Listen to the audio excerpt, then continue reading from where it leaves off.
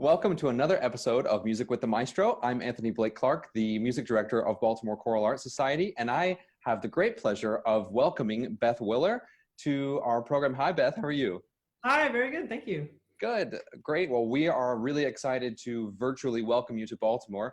As many of you will know, that Beth has been just named the new director of choral activities at Peabody. She's also the artistic director of the Lorelei Ensemble, and we're just thrilled to have you in the city. And I think you'll be a wonderful addition to the Baltimore, Washington area. So we're really excited to finally see you in person when that can happen.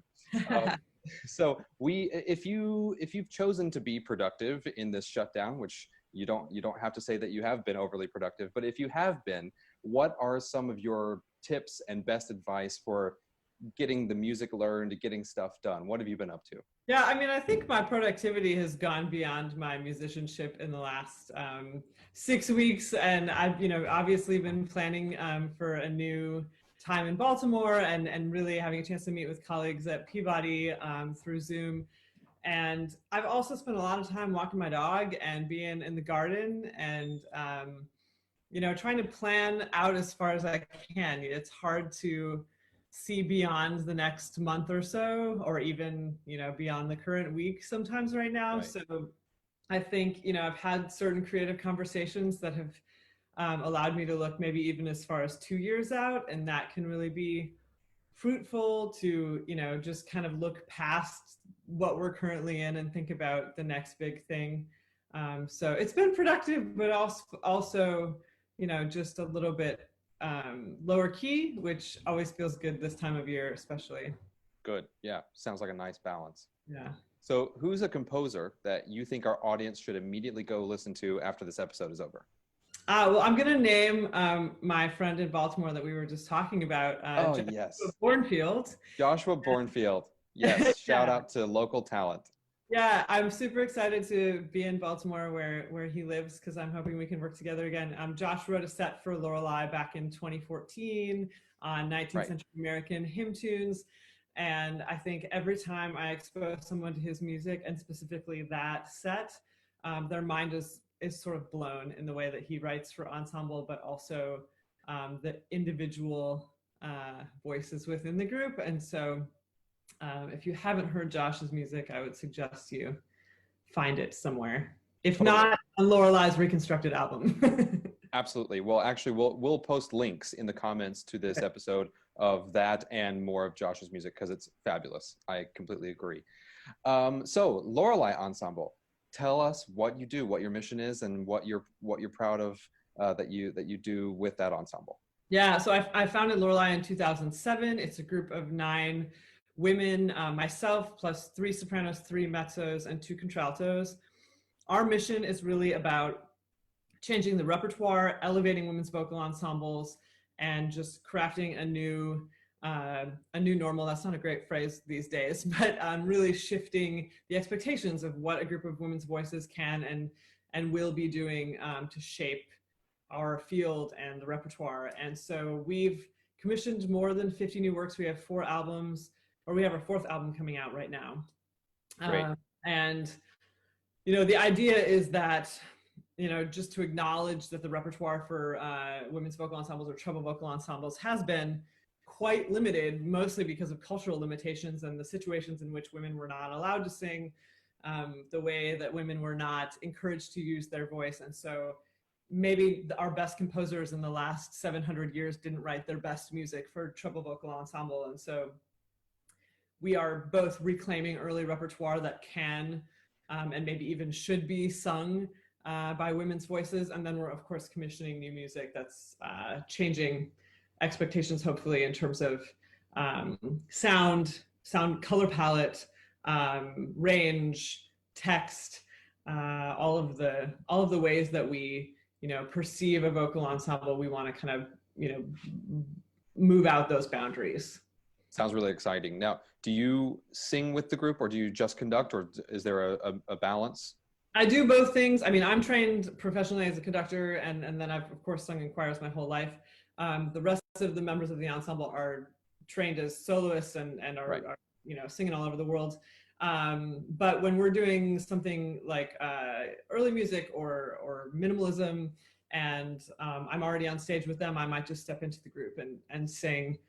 So there's certain music that I think the experience unconducted is really heightened to remove that visual element of someone leading and showing you the meter, showing you the organization of the pitches, and to really just hear it coming at you without that extra element. So I try to get out of the way when I can. Awesome. So let's get to some real music now. We're going to listen to some music. The first thing that we'll do is listen to some excerpts of a commission that Lorelei engaged in. Explain to me and break down the piece "Is a Woman in a House" for us. Yeah, this is a piece that we did with Shapong Liu, who's a fabulous violinist living in Boston, but she's also a composer, and she's worked with some really creative people that are not just working on music, but just working on culture and working on ways to integrate the arts into our daily lives. And Shapong and I knew each other through various, I suppose, just working together. She's worked with my husband, and so I was aware of her work and had heard some of her music when she was working with Evan Ziporyn. And she talked to me about this concept she had where we would take Chinese radicals, so those are the most basic parts of the Chinese language that then are combined to make more complex characters, right? So the radical is the most basic unit of a character, and the symbol for peace is a woman in a house, right? And so this identity of Lorelei as women sort of makes you ask questions also about what that means and what cultural implications there are in saying, yes, if I've got a woman and I keep her in my house and she's taking care of all that I need within the house, then I, as a man, can be at peace. Perhaps that's where that comes from. I mean, these are very ancient symbols. And so Shapong really wanted to play with that. And she met not only with members of Lorelei, but also members of the greater community to say, if you were to take, she gave us a sheet with, let's say, 20 radicals on it. And she tells us what each of these radicals means. And she says, combine these in any way that you want to create the character for peace. And so we had an opportunity to really explore how we would personify peace, or not even personify it, but just represent it with these other more basic elements. And then she tells us that the actual character is a woman in house. And so the opening movement of this is really combining the symbols that we came up with as an ensemble to represent peace. And then we're working with this incredible Chinese calligrapher. He's an artist and he does giant calligraphy, sometimes on sidewalks or wherever he is, in a way that he's in the community making that art. And he's painting live behind us, and did workshops with us so we could understand some of the art of what he does. So it's a really fantastic, about year-long collaboration to really get this piece conceived of. It sounds amazing, and what I like about it is how you guys were able to construct it yourselves in a way. Yeah, and that's just the first movement I'm talking about. I mean, the rest of it dives more into Shapong's personal story and an experience her mother had in her marriage, and it's a complicated and deep diving piece. Cool. And it starts from this concept that I just explained. That's amazing. So let's listen to a little bit of it and watch the video, and then we'll come back.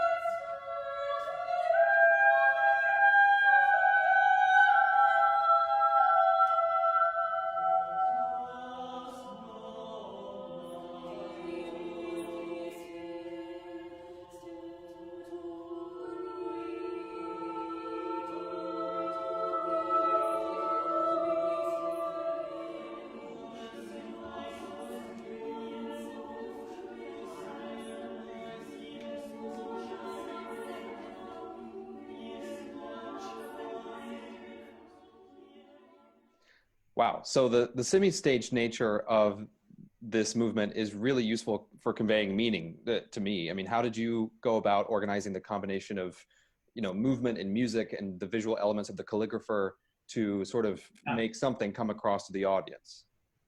Well, I'll start practically saying both Shapong and I learned a lesson in this, that we should probably also hire a director, so she and I don't hold that piece. In the case of this, right. A lot of that was Shapong's vision and how she imagined it being presented. I mean, she had certain elements of that in the score, and then we experimented with that in person. Some of it was more possible than other things that she had imagined, and then the work with Mike May, the calligrapher, of course, was something that you can only practice so many times, and it's going to be different every time. And and the other part I really remember working on and trying to figure out how we would do it was when we were simultaneously drawing these characters, and how all facing backstage we would find a way to put that together. And so then I ended up standing as far upstage as possible, and I sort of prepped the beginning of every character, and we found a way to do that together. So cool. Well, maybe we can check out the rest of it later someday. I'd love to do that. Yeah. So the other thing that we're going to talk about is a composer more generally, maybe for a moment, which is Dufay. Now, our audience should know that he's a French composer, 15th century, very influential. And actually, what's funny to me is unlike some composers that we revere now, this guy was extremely well known in his day, right? I mean, he was like, this is a really crude comparison, but he was kind of the John Rutter of France, right? I mean, he basically invented a style called faux bourdon. And anything you want to add before we take a listen to some of your music? I think the music that we did, particularly on our Impermanence album, is striking because there's two types of pieces that we have, and one is a more archaic style, the isorhythmic motet, which is really looking and following in the footsteps of people like Ockeghem, right? And then he has this more forward-thinking cantilena style, which I don't know which one we're going to listen to, but the cantilena style is actually much more free in terms of harmony and in terms of form, and it's quite modern. And what's really interesting is that it's not that he was writing isorhythmic and then one day he decided, I'm going to do this more forward-thinking thing. He actually was, these two styles, the old and the new, were coexisting, and some of those cantilenas were written before some of the isorhythmic, and some of them were written after. And I think the whole expanse of Dufay's motets, which this is the sacred repertoire, is some of the most diverse and forward-thinking repertoire, not only in his collection of writing, but of the entire 15th century. I mean, it's really the transition he makes in his own writing is remarkable. Interesting. So I think we're going to listen to Flos Florum, if that's okay. Yes. So let's give it a listen.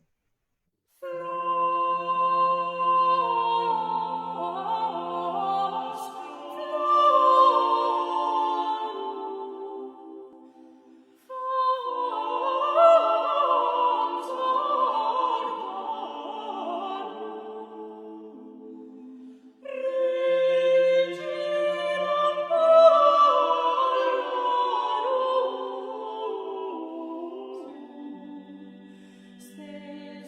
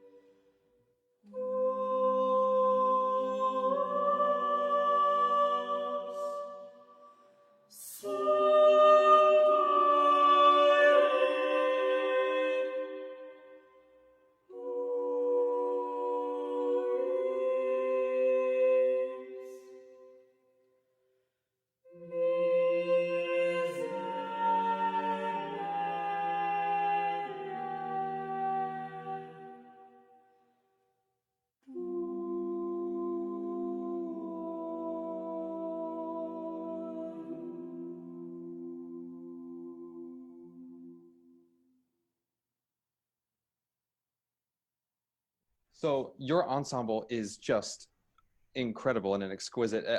What strikes me when I listened to that was the expertise and the finite nature of your tuning. Do you think about tuning a lot? And of course, does it change with different styles of music? And what's your philosophy on harmony and tuning together? Yeah, absolutely. I mean, I think it's a very different thing to tune a one-on-a-part ensemble, and it's a very different thing to tune to a contralto than it is to tune to a tenor. Right. So in that trio, the bottom voice is written probably more typically to be performed by a tenor voice. I mean, certainly women weren't singing this music. Sure. And so when you put a contralto on the bottom, in this case, that's Stephanie Kakianis, and the overtones, you know, that's sending into the room, that's a different thing to tune to than if that had been a tenor voice.